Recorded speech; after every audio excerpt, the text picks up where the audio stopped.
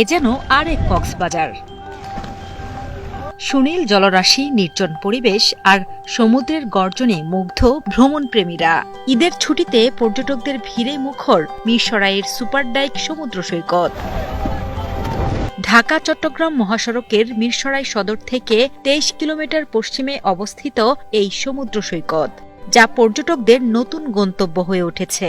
অনেক সুন্দর জায়গাটা, ভালোই লাগতেছে। আর আসছি হচ্ছে ফ্যামিলির সাথে, নানুবাড়ির ফ্যামিলির সাথে।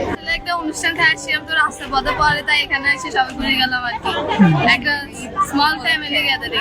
আলহামদুলিল্লাহ, এটার অনুভূতিটা ঠিক আমরা পতেঙ্গা সি বিচের মতো পাচ্ছি। আমার মনে হচ্ছে খুব ইজিলিতে এটা হচ্ছে আপনার বাংলাদেশে মিনি কক্সবাজার হিসেবে পরিচিত, মানে নতুন হিসেবে রূপ নেবে আর কি। বঙ্গোপসাগরের মোহনায় মিরসরাই উপকূলে গড়ে ওঠা এই সৈকত স্থানীয়দের কাছে পরিচিত অর্থনৈতিক অঞ্চলের সুপারডাইক সমুদ্র সৈকত নামে।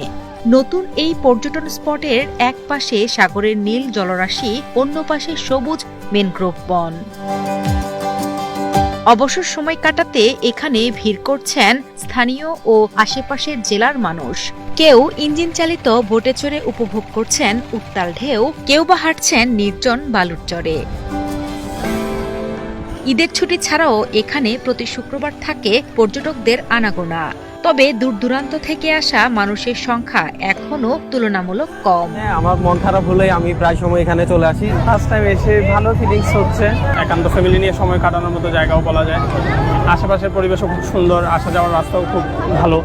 আমি তো ভাই সবসময় আসি, আমার কাছে এমনি ভালো লাগে তাই আসি সাগর পাড়ে। এখানে যদি আপনার যে কিছু দোকান থাকতো, জিনিসটা আরো সুন্দর দেখা যায়। তো জিনিসটাকে অনেক দূর থেকে আসছে মানুষ, হয়তো খাওয়ার জন্য কিছু নাই।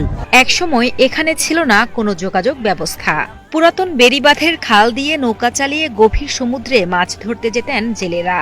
কিন্তু জাতীয় বিশেষ অর্থনৈতিক অঞ্চল মিরসরাইয়ের কাজ শুরু হলে বদলে যায় এখানকার চিত্র।